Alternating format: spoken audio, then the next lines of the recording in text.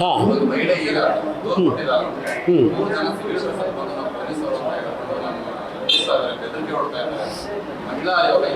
ಇದಕ್ಕೆ ಅವ್ರು ಕೃಷ್ಣ ಬೈರೇಗೌಡರು ಹೇಳ್ಬೇಕಲ್ಲ ಉತ್ತರನ. ಈಗ ಸಂತ್ರಸ್ತರ ಮಹಿಳೆ ಅಲ್ಲೆಲ್ಲ ಹೋಗೀಗ ಇಲ್ಲಿ ಇವರು ಹಿಂಸೆ ಕೊಡ್ತಾ ಇದ್ದಾರೆ ಅಂತೇಳಿ ರಾಷ್ಟ್ರೀಯ ಮಹಿಳಾ ಆಯೋಗಕ್ಕೆ ಕಂಪ್ಲೇಂಟನ್ನು ಕೊಟ್ಟಿದ್ದಾರೆ. ಅದಕ್ಕೆ ಉತ್ತರ ಕೃಷ್ಣ ಬೈರೇಗೌಡರು ಕೊಡಬೇಕೀಗ.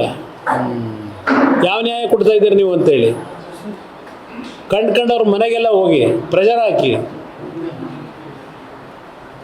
ಇವತ್ತು ನೀವು ಎದುರಿಸಿ ಕೆಲವು ಕಂಪ್ಲೇಂಟ್ಗಳನ್ನ ತಗೊಂಡು, ಇಲ್ಲಾಂದರೆ ನಿಮ್ಮನ್ನು ನೀವು ಹೇಳಿಕೆ ಕೊಡದೇ ಇದ್ದೀರಿ ಬಂದು ಪರ್ಮನೆಂಟಾಗಿ ನೀವು ಪ್ರಾಸ್ಟಿಟ್ಯೂಷನ್ ಇರ್ತಕ್ಕಂಥವ್ರು ಅಂತೇಳಿ ನಿಮ್ಮ ಮೇಲೆ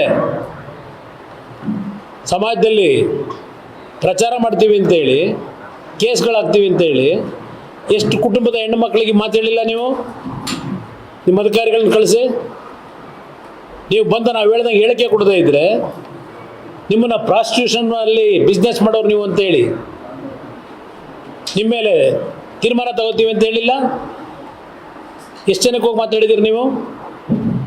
ರೇವಣ್ಣಂಗೆನೆ ಒಬ್ಬ ಮಾಜಿ ಮಂತ್ರಿಗೆ ನಾವು ಹೇಳ್ದಂಗೆ ರಿಟರ್ನ್ ಸ್ಟೇಟ್ಮೆಂಟ್ ಕೊಡು ಅಂತ ಕೇಳ್ತಾರೆ ಅಂದರೆ ಇದೆಲ್ಲ ನೋಡಿದೆ ನಿನ್ನೆ ಟಿ ವಿಲಿ ರೇವಣ್ಣ ಅವ್ರ ಹೇಳಿಕೆ. ನಾವು ಹೇಳಿದಕ್ಕೆ ಬರ್ಕೊಡ್ಬೇಕು ಸೈನು ಅಂತ ಕೇಳ್ತಾರೆ ಅಂದರೆ ಒಪ್ಕೋಬೇಕು ಅಂತ ಹೇಳಿ. ಇದೇನು ತನಿಖೆನಾ ಇದು ನೀವು ಮಾಡ್ತಾ ಇರೋದು?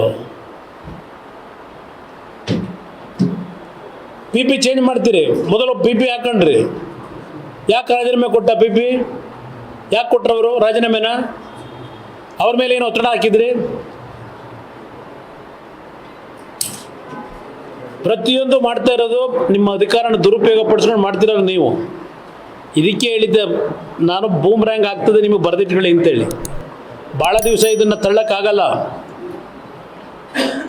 ಇದು ತನಿಖೆ ಸರಿಯಾದ ರೀತಿ ಪ್ರಾರಂಭ ಆದರೆ ಯಾರ್ಯಾರು ಏನೇನು ಆಗ್ತಾರೆ ಗೊತ್ತಾಗ್ತದೆ.